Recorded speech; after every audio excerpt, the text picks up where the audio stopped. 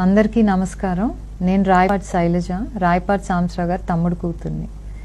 ఏదైతే నిన్నటి నుంచి మీడియాలో ప్రచారం అవుతుందో రాయపాటి కుటుంబం టీడీపీని వీడిపోతుందనేది దాంట్లో ఎంత మాత్రం వాస్తవం లేదండి. రాయపాటి సాంబశివరావు గారి అబ్బాయి రాయపాటి రంగారావు గారు ఏదైతే ఆ రెసిగ్నేషన్ సమర్పించడం అనేది కేవలం ఆయన వ్యక్తిగతంగా తీసుకున్న నిర్ణయం. దీనికి మా ఫ్యామిలీ వాళ్ళు ఎవరు కూడా సపోర్ట్ లేదు. సరే, రెసిగ్నేషన్తో అయితే మేము కూడా ఎవరు బయటకు వచ్చి మాట్లాడాల్సిన అవసరం ఉండేది కాదు. ఎందుకంటే తనకు అసంతృప్తి ఉంది, సీట్ ఇవ్వలేదు అనే అసంతృప్తి ఉంది కాబట్టి బయటకు వెళ్ళిపోయారు అనుకునే వాళ్ళం. కానీ దాని తర్వాత తను చేసిన చర్యలు కానివ్వండి, మాట్లాడిన మాటలు కానివ్వండి, ఇవన్నీ కూడా మేము అసలు సపోర్ట్ చేయట్లేదు. దానికి మాకు ఎటువంటి సంబంధమే లేదు. ఇన్నాళ్ళు నచ్చిన వాళ్ళు చంద్రబాబు నాయుడు గారు కానివ్వండి, లోకేష్ గారు ఇన్నాళ్ళు మీకు నచ్చారు. 2014లో నుంచి ఎప్పుడైతే కాంగ్రెస్ వీడి 2014లో టీడీపీలోకి వచ్చామో అప్పటి నుంచి కూడా టీడీపీతోనే కలిసి ప్రయాణిస్తున్నాము.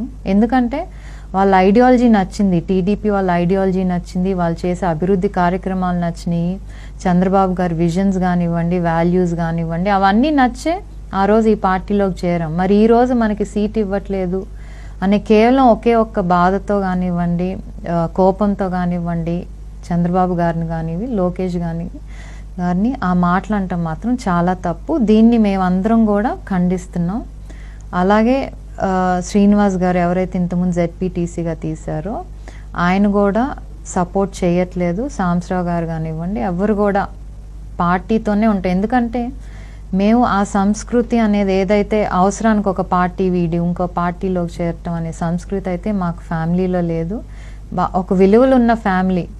ఎప్పుడు కూడా కాంగ్రెస్లో ఉన్నా కూడా ఎప్పుడు టీడీపీ వాళ్ళని ఎక్కడా తిట్టలేదు, చంద్రబాబు గారిని దూషించలేదు. ఏ పార్టీ అయినా సరే కేవలం వాళ్ళకి హెల్ప్ చేయటం అనే ఒకే ఒక పాలసీ పెట్టుకున్నారు సాంబశివరావు గారు. అలానే ఇప్పుడు వరకు కూడా కొనసాగారు.